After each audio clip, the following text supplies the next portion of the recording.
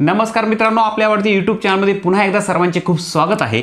मित्रांनो, मी तुमच्यासमोर दोन उदाहरणं घेतो बघा। x/5 बरोबर 20 आणि दुसरा आहे 5x बरोबर 20। तर ही दोन उदाहरणं आहे मित्रांनो। या दोन उदाहरणामध्ये आपल्याला x ची किंमत काढायची आहे। ही x ची किंमत काढताना आपण काय करतो मित्रांनो, हा x जो आहे तो तसाच ठेवतो। हा 5 भागाकारात आहे तो पलीकडे बरोबरच्या चिन्हाच्या पलीकडे नेताना गुणाकारात करतो आणि मग x बरोबर 20/5 100 असं आपलं उत्तर मिळतं मित्रांनो। परंतु मित्रांनो, खूप साऱ्या मित्रांची ही अडचण आहे की हा जो 5 होता इकडे जाऊन हा गुणाकारात कसा झाला, याचं बेसिक काय आहे। अजून एक महत्त्वाचं मित्रांनो, इथं 5x बरोबर 20 आहे, तर x बरोबर 20/5 आणि मग x बरोबर 5×1=5 5×4=20, तर x बरोबर इथं 4 उत्तर आलं। तर हा जो 5 इथं होता x ला जोडून तो इकडे जाऊन भागाकारात कसा गेला, याचं बेसिक काय। खूप साऱ्या मित्रांची ही अडचण आहे मित्रांनो। त्यामुळे मी मागच्या एका व्हिडिओमध्ये तुम्हाला सांगितलं होतं की समीकरण कसं सोडवायचं यासाठीचा मी तुम्हाला एक स्पेशल व्हिडिओ देईन। तो व्हिडिओ मी आज तुमच्यासाठी घेऊन आलोय मित्रांनो। या व्हिडिओमधून मित्रांनो समीकरण कसं सोडवायचं हे समजावून सांगणार आहे बेसिक सह। म्हणजेच मित्रांनो, भागाकारात असलेली संख्या गुणाकारात कशी जाते, गुणाकारातली भागाकारात कशी, बेरजेची वजाबाकीत कशी आणि वजाबाकीची संख्या बेरजेमध्ये कशी येते, हे बेसिक सह तुम्हाला समजावून देणार आहे आजच्या व्हिडिओत। तर ज्याला कुणालाही समीकरण झटकन कसं सोडवावं आणि त्याचं बेसिक काय आहे हे समजावून घ्यायचं असेल, त्या सर्वांसाठी आजचा व्हिडिओ आहे। मी तुम्हाला खात्रीने सांगतो मित्रांनो, आजचा संपूर्ण व्हिडिओ पाहिल्यानंतर यानंतर तुम्हाला समीकरण सोडवताना कधीही अडचण येणार नाही। त्यामुळे मित्रांनो, व्हिडिओ शेवटपर्यंत नक्की पहा आणि तुमच्याकडून चॅनल सबस्क्राइब करायचं राहून गेला असेल तर चॅनल नक्की सबस्क्राइब करा। कारण मित्रांनो, गणित कसं सोपं होईल हे समजावून देण्यासाठी मी वेगवेगळ्या टॉपिकवर तुमच्यासाठी गणिताचे व्हिडिओ घेऊन येत असतो। Let get started.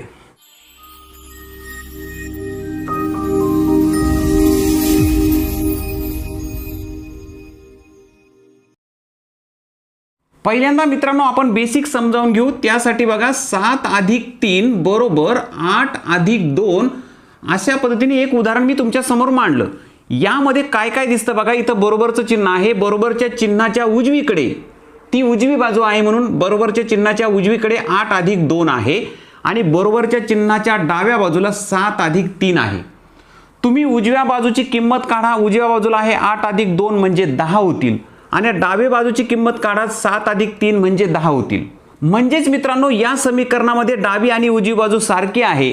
समीकरणाचा हा पहिला नियम आहे मित्रांनो, समीकरणाची डावी आणि उजवी बाजू ही नेहमी समान असते।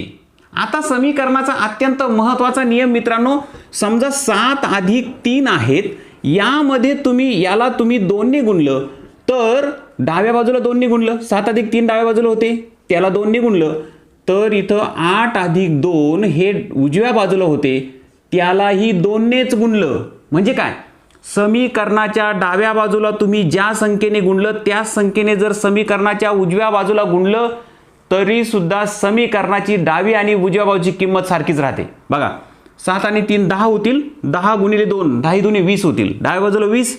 इथं बघा, 8 आणि 2 10 होतील, 10 × 2 10 × 20 म्हणजे कोणत्या तरी एका संख्येने डाव्या आणि उजव्या बाजूला गुणलं की समीकरणाची समानता कायम राहते, दोन्ही बाजू सारख्याच राहतात। याचप्रमाणे मित्रांनो, भागाकार केला तरी सुद्धा सारखी राहते।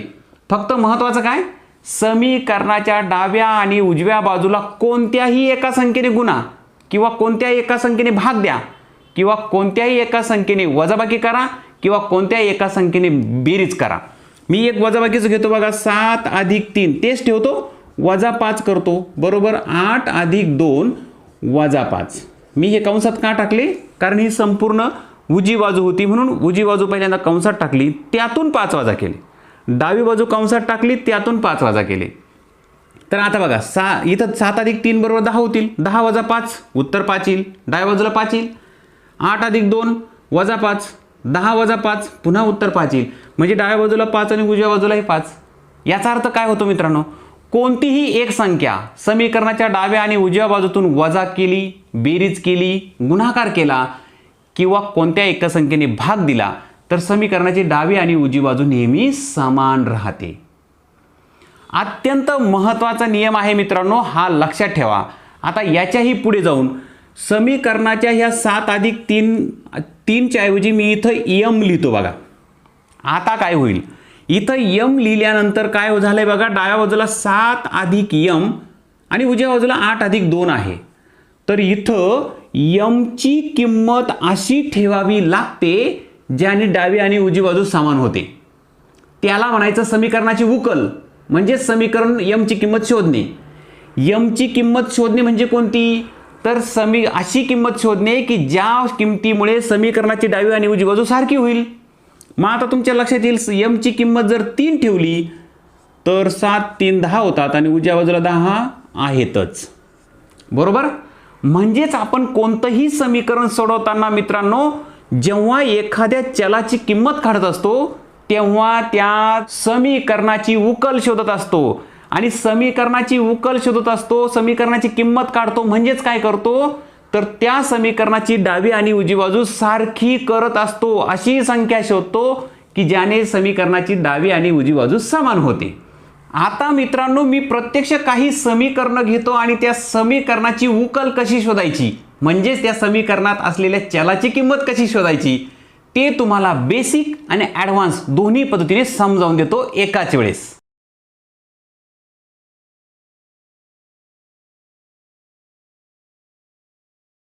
तुमच्या समोर मी 2 समीकरणं घेतली, एकदम सोपी समीकरण आहे मित्रांनो. परंतु इथं मी हे समीकरण जे आहे x अधिक 20 बरोबर 36, तर या समीकरणामध्ये x ची किंमत किती, म्हणजेच त्या समीकरणाची उकल काढायची आहे आपल्याला. सर्वात पहिल्यांदा मित्रांनो समजावून घेऊ आपण हे समीकरण सोडवण्याची बेसिक मेथड काय आहे. तर x अधिक 20 बरोबर 36 आहेत ना. तुम्हाला माहिती मित्रांनो, इथं x अधिक 20 आहे, ह्या बाजूला 36 आहे, उजवी बाजू 36 आहे, डावी बाजू x अधिक 20 आहे. तुम्हाला x ची किंमत काढायची आहे, म्हणजे अधिक 20 जे आहे ते नको, ते तिकडं राहायला नको. डाव्या बाजूला हे अधिक 20 जे आहे ते राहायला नको. मग डावी बाजू मी लिहून घेतो बघा, x अधिक 20. आता हे 20 इथं राहायला नको, म्हणून याच्यातून जर आपण 20 वजा केले तर तुम्हाला माहिती आहे अधिक 20 आणि वजा 20 हे 0 होतील. आलं लक्षात मित्रांनो. म्हणून मी काय केलं, डाव्या बाजूमध्ये x अधिक 20 होते, त्यामध्ये वजा 20 टाकले अजून जास्तीचे. आणि तुम्हाला मी सांगितलंय समीकरणाच्या डाव्या बाजूत तुम्ही जी संख्या वजा कराल तीच संख्या समीकरणाच्या उजव्या बाजूतून सुद्धा जर वजा केली तर काही अडचण येत नाही, समीकरण समान राहतं, दोन्ही बाजू समानच राहतात. म्हणून इथं काय बदल केला बघा, इथं अधिक 20 होते, हे जर कट झाले तर डाव्या बाजूला फक्त x राहील, म्हणजेच x ची किंमत मिळेल आपल्याला, x बरोबर अशी किंमत मिळेल. मग हे 20 काढून टाकण्यासाठी ते अधिक 20 होते, त्यातून जर 20 वजा केले तर ही 20 कट होतील, असं एक लॉजिक लावलं. पण इथं हे लॉजिक लावताना एक नियम ध्यानात ठेवला की आपण जर डाव्या बाजूतून 20 वजा करणार आहोत तर उजव्या बाजूतून सुद्धा 20 वजा करावे लागतील. कोणती एकच संख्या डाव्या बाजूतून वजा करू शकतो, बेरीज करू शकतो, गुणाकार करू शकतो, भागाकार करू शकतो. हा महत्त्वाचा नियम आपण लक्षात ठेवायचा. आता बघा, इथं 20 कट झाले, डाव्या बाजूला x राहिला, उजव्या बाजूला 36 वजा 20 बरोबर 16, हे झालं तुमचं उत्तर. तर आलं लक्षात मित्रांनो, ही बेसिक पद्धत आहे, परंतु आपण ॲडव्हान्स पद्धतीने सुद्धा हे समजावून घेऊ. x अधिक 20 बरोबर 36. आता तुम्ही लक्षात घ्या मित्रांनो, इथं अधिक 20 होता, तर हा अधिक 20 इथं कट करून टाकला, म्हणजे डाव्या बाजूला x शिल्लक राहिला, आणि हा अधिक 20 जो आहे तो तिकडं वजा 20 केल्या गेला, असा जर आपण अर्थ घेतला तर आपण इथं सरळ लिहू शकतो, x इथंच ठेवा, डाव्या बाजूला अधिक 20 आहे, ते अधिक 20 उजव्या बाजूला नेताना वजा 20 करा. बरोबर. म्हणजे उजव्या बाजूला 36 आहे, वजा 20 आणि x बरोबर 16. हे अशा पद्धतीने आपल्याला उत्तर मिळतं मित्रांनो. ह्या बेसिक मेथडनी जाण्याची गरज नाही, परंतु हे वजा 20 इकडे कसे झाले हे तुम्हाला समजण्यासाठी हे बेसिक माहीत असावं लागतं. बऱ्याच मित्रांचा असा प्रश्न होता की हे इथं जे अधिक 20 आहे ते पलीकडे गेल्यानंतर वजा 20 होतात कसे, तर ते ह्या पद्धतीने होतात. तर चला मित्रांनो, हे तुम्हाला बेसिक आणि ॲडव्हान्स, हे ॲडव्हान्स पद्धतीने जे इथं अधिक दिसतंय तर ते तिकडे न्या आणि वजा 20 करा, हे आपण म्हणतो. फक्त हे लॉजिक आहे, ते लॉजिक याच्यावरून तयार झालं. आता इथंही तसंच आहे बघा, x वजा 5 आहे बरोबर 25 आहे.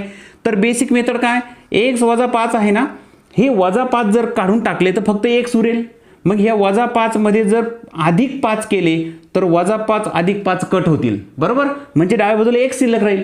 पण हे करण्यासाठी काय केलं, हा +5 जो आहे तो जास्तीचा डाव्या बाजूत टाकला.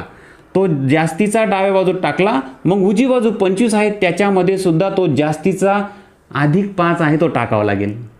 आणि मग तुम्हाला डाव्या बाजूला x उरला, मध्यभागी बरोबरचं चिन्ह, 25 आणि 5 30. अशा पद्धतीने तुम्हाला बेसिक मेथडने हे उत्तर मिळतं. हेच ॲडव्हान्स मेथडने तुमच्या लक्षात आलं असेल बघा मित्रांनो. -5 हा उचलून तिकडे नेला, +5 झाला, म्हणजेच x - 5 = 25. याचं सरळ आपण कसं करतो, x तसाच ठेवतो, हा -5 जो आहे तो पलीकडे नेतो, 25 + 5, -5 होता तो +5 केला आणि x = 30. अशा पद्धतीने आपण ॲडव्हान्स पद्धतीने याचं उत्तर शोधतो. तर आलं लक्षात मित्रांनो, बेरीज असेल तर ती वजा का झाली आणि इकडे वजाबाकी होती ती बेरीज का झाली. याच पद्धतीने मित्रांनो गुणाकाराचंही असतं. गुणाकार असेल तर भागाकार करतो, भागाकार असेल तर गुणाकार करतो. त्याचं सुद्धा आपण बेसिक समजावून घेऊ आणि प्रत्यक्ष ॲडव्हान्स पद्धतीने सुद्धा 2 समीकरणं घेऊन मी तुम्हाला ते सोडवून दाखवतो. आणि मग त्यानंतर मित्रांनो आपण महत्त्वाचे काही असे समीकरणं घेणार आहोत की एकाच समीकरणामध्ये तुम्हाला अनेक साऱ्या क्रिया करून ते समीकरण कसं सोडवायचं ते समजावून देणार आहे.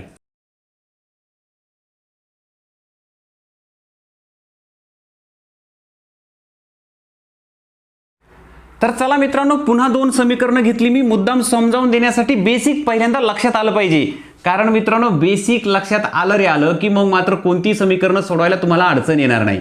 आणि सर्वात महत्त्वाचा तुमचा प्रश्न सुटून जाईल तो म्हणजे काय, की गुणाकार असल्यावर पलीकडे जाऊन भागाकारात का होतो, भागाकार असेल तर गुणाकार का होतो, ते आपण समजावून घेऊया. बघा इथं 5x = 70 आहे. तर इथं तुम्ही लक्षात घ्या मित्रांनो, 5 × x = 70 असं हे खरं समीकरण आहे. इथं 5x आहे, याचा अर्थ 5 आणि x याच्यामध्ये गुणाकाराचं चिन्ह आहे, बरोबर. आता बघा इथं 5 गुणाकारात आहे. हा 5 जर आपण काढून टाकला तर उरेल फक्त x आणि x बरोबर किती असं उत्तर मिळेल आपल्याला, तेच आपल्याला शोधायचं आहे. मग 5 काढून टाकण्यासाठी ह्या 5ला 5 ने जर भाग दिला तर 5 × 5 होतील, म्हणजे इथं 1 × x 1x होईल आणि 1x मध्ये आपण 1 हा लिहित नाही, फक्त x शिल्लक राहील. त्यासाठी काय करावं लागलं मित्रांनो, 5 ने भाग द्यावा लागला. मग याला सुद्धा 5 ने भाग देऊया. 5 5 कट झाला, x = 70/5 आणि उत्तर मिळेल आपल्याला मित्रांनो. 5 ने भाग द्या, 5 × 5 5 × 5 2 उरले, 5 × 20, x = 14. हे झालं मित्रांनो तुमचं उत्तर. आलं लक्षात. हे याचं बेसिक आहे की हा 5 इकडे गेल्यावर भागाकारात का गेला.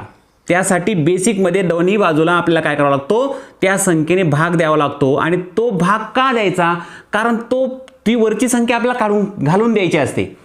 हेच आपण ॲडव्हान्समध्ये कसं करतो मित्रांनो, 5x = 70 आणि x हा इथं 5 गुणाकारात आहे म्हणून तो पलीकडे नेऊन 70/5 करतो आणि मग x = 14. अशा पद्धतीने आपल्याला उत्तर मिळतं. आलं लक्षात मित्रांनो.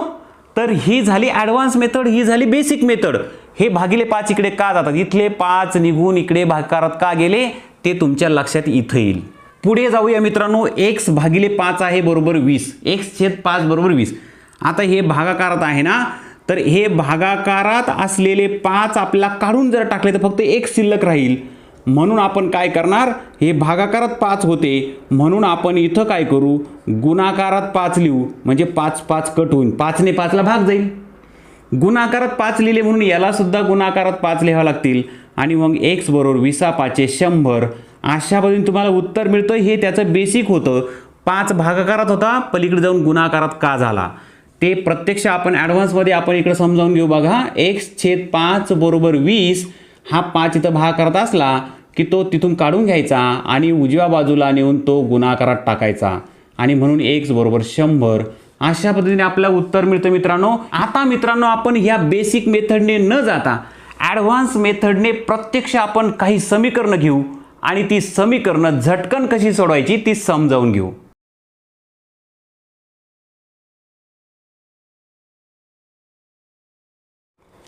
तर चला मित्रांनो, समोर एक समीकरण घेतलंय. आपल्या या समीकरणाची उकल शोधायची. उकल शोधायची म्हणजे काय मित्रांनो, तर a ची किंमत आपल्याला शोधायची आहे.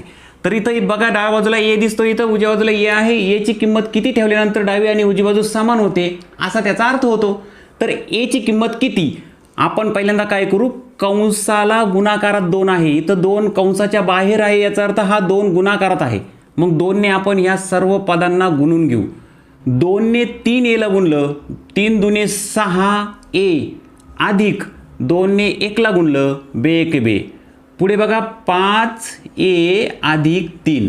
आता मित्रांनो थोडंसं निरीक्षण केल्यानंतर तुमच्या लक्षात येईल, हा 6 आहे, हा 5 आहे, हे जवळजवळ घेऊ आणि हा 2 आणि 3 जो आहे ते जवळजवळ घेऊ.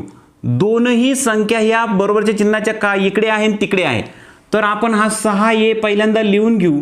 हा 5 त्याच्या जवळ आणायचा आहे आपला, पण 5 हा बरोबरच्या चिन्हाच्या पलीकडे आहे, तो ह्या बाजूला आणायचा म्हटल्यावर याला चिन्ह नाही, म्हणजे चिन्ह नसेल तेव्हा धनचिन्ह असतं. मग तो इकडे आणताना ऋण होईल मित्रांनो, म्हणजे वजा होईल. बरोबर. मग आता 5 ह्या बाजूला आणला, पण तो धन होता तो ऋण झाला, तो बेरजेमध्ये होता तो वजाबाकीत आला. आता हे 2 तिकडे नेऊ, कारण 3 आणि 2 यावर क्रिया होऊ शकते. तर हे 3 उजव्या बाजूचे जसे तसे लिहून घेऊ आणि हा 2 तिकडे नेऊ. आता हा 2 बरोबरच्या चिन्हाच्या ह्या बाजूला आहे, तो बरोबरच्या चिन्हाच्या पलीकडे न्यायचा आहे. हा इथं अधिक 2 आहे, तो वजा 2 होईल. आता मित्रांनो 6 वजा 5 6 मधून 5 गेला तर 1 शिल्लक राहतो. तो 1 फक्त असा लिहू शकतो आपण, त्याच्या अगोदर 1 लिहायची गरज नाही. तो लिहिला काय नाही लिहिला काय अडचण नाही. 6 मधून 5 गेला, शिल्लक राहिला. 3 वजा 2 बरोबर 1. तर ची किंमत आली 1. अशा पद्धतीने मित्रांनो आपल्या ह्या समीकरणाची उकल मिळाली बरोबर 1. आता च्या जागेवर तुम्ही 1 जर ठेवला तर समीकरणाची डावी आणि उजवी बाजूची किमती सारख्याच होणार आहे मित्रांनो. म्हणून बरोबर 1 ही या समीकरणाची उकल झाली. बऱ्याच वेळा हे समीकरण सोडवा असा प्रश्न येतो, त्यावेळेस अशाच पद्धतीने हे समीकरण सोडवायचं असतं. तुमच्या हे जर लक्षात आलं नसेल मित्रांनो, तर अजून मी काही उदाहरणं घेणार आहे. पुढचं उदाहरण घेऊ, पुन्हा एकदा समजावून घेऊ. चला मित्रांनो परत एकदा उदाहरण घेतलंय. हे उदाहरण वाचूया. बघा 20 कंसामध्ये x वजा 2 हे बरोबरच्या चिन्हाच्या डावीकडे आहे. बघा हे बरोबर चिन्ह हे डावीकडे, डाव्या बाजूला काय आहे, x वजा 2 हे कंसामध्ये आहे, त्याला गुणाकारात 20 आहे. म्हणजे 20 ने x ला गुणायचं आणि 20 ने 2 ला गुणायचं, हे लक्षात आलं पाहिजे तुमच्या. पुढे बघा उजव्या बाजूला काय आहे, x अधिक 3 कंसात आहे, त्याच्या बाहेर 5 आहे, म्हणजे 5 ने x ला गुणायचं आणि 5 ने 3 ला गुणायचं. अधिक 20 हे वेगळे आहे. बरोबर. आता आपण प्रत्यक्ष क्रिया करू. बघा 20 ने x ला गुणू, 20x होईल. 20 ने 2 ला गुणू, 20 दुने 40 होतील, पण हे वजा आहे म्हणून वजा 40. बरोबर. 5 ने x ला गुणू, 5x, 5 ने 3 ला गुणलं, 5 त्रिक 15, बेरीज आहे म्हणून अधिक 15 आणि शेवटी अधिक 20 आहे. बरोबर. आता बघा 20x आणि हे 5x जवळजवळ आणू. 20x हे तसेच ठेवतो, 5x बरोबरच्या चिन्हाचे ह्या बाजूला आणायचे, ते बेरजेत आहे, इथं चिन्ह धन आहे त्याचं, ते इकडं आणून वजा होतील 5x. आता हे वजा 40 जे आहे ते पलीकडे नेऊ आपण. बरोबरच्या चिन्हाच्या डाव्या बाजूला वजा 40 आहे, पलीकडे नेऊन अधिक 40 होतील. बरोबर. हे 15 आणि 20 आहे ते पहिल्यांदा डायरेक्ट मांडून घेतो मी, याची बेरीज करून 35 आणि त्याला जोडून हे वजा 40 आहे ते पलीकडे नेले, ते झाले अधिक 40. आता 20x आणि 5x वजा वेग करा. 20x वजा 5x, 20 मधून 5 गेले 15x बरोबर 35 आणि 40 होतील 75. आता बघा मित्रांनो इथं 15 आणि x हे गुणाकारात आहे, 15 गुणाकारात आहे तर पलीकडे जाताना भागाकारात जातील. x बरोबर 75 भागिले 15, 15 एके 15, 15 5 75, x बरोबर 5. ही झाली मित्रांनो ह्या समीकरणाची उकल. आता तुमच्या मनामध्ये हा प्रश्न अजिबात राहिला नको, इथं 15 होते ते इकडे भागाकारात का गेले, इकडे वजा 40 होते ते इकडे बेरजेत का गेले, कारण याचं बेसिक मी तुम्हाला या व्हिडिओच्या सुरुवातीला समजावून दिलंय मित्रांनो.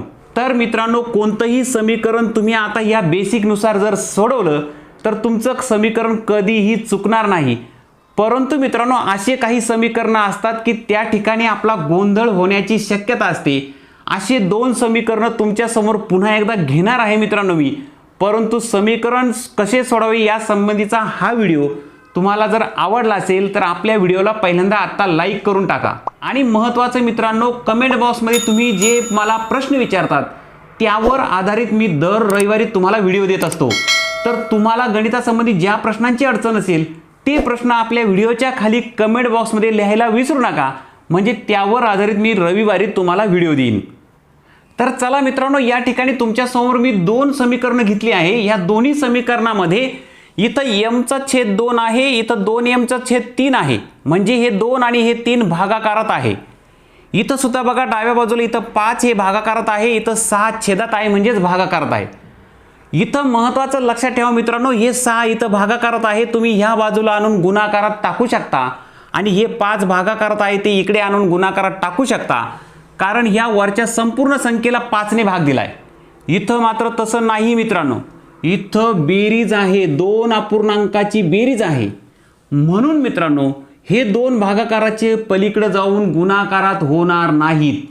इथं तुम्हाला इथं भागाकारातले 3 पलीकडे जाऊन गुणाकारात जाणार नाही, कारण आधी ह्या दोघांची बेरीज करावी लागेल। जेव्हा संपूर्ण संख्येला कोणती तरी एकच संख्या भागाकारात राहील तेव्हा ती पलीकडे नेऊ शकता तुम्ही। इथं मात्र हा बेरजेतला दिलेला अपूर्णांक आहे, 2 अपूर्णांक बेरजेत दिले, म्हणून पहिल्यांदा यांची बेरीज करायची आणि मगच ते तिकडे नेताना भागाकारात न्यायचे। तर ते कसं होईल बघा, पहिल्यांदा इथं समजावून घेऊ। इथं छेद 2 आहे, इथं छेद 3 आहे, बेरीज करायची आहे। छेद समान केल्याशिवाय बेरीज होणार नाही, मग छेद कसा समान होईल, 3 ला जर 2 ला जर 3 ने गुणलं तर 6 होईल आणि 3 ला जर 2 ने गुणलं तरी सुद्धा छेद 6 होईल। छेद समान होण्यासाठी ह्या अपूर्णांकाला 2 ने गुणावं लागेल, ह्या अपूर्णांकाला 3 ने गुणावं लागेल। मग गुणून घेऊ बघा, 3 ने गुणलं तर 3 आणि m काय होईल, 3m छेद 6, 3 दुने 6 अधिक ह्या अपूर्णांकाला 2 ने गुणावं लागेल, 2 गुणिले 2m बरोबर बेदुने 4m छेद 6 बरोबर 14। आता तुमच्या लक्षात येईल मित्रांनो, या ठिकाणी 3m आणि 4m याची बेरीज करू शकतो आपण, 7m होतील छेद 6 बरोबर 14 आणि 7m बरोबर 14 गुणिले 6, हे 6 जे आहे छेदामध्ये ते भागाकारात आहे, ते पलीकडे आता आपण गुणाकारात नेऊ शकतो।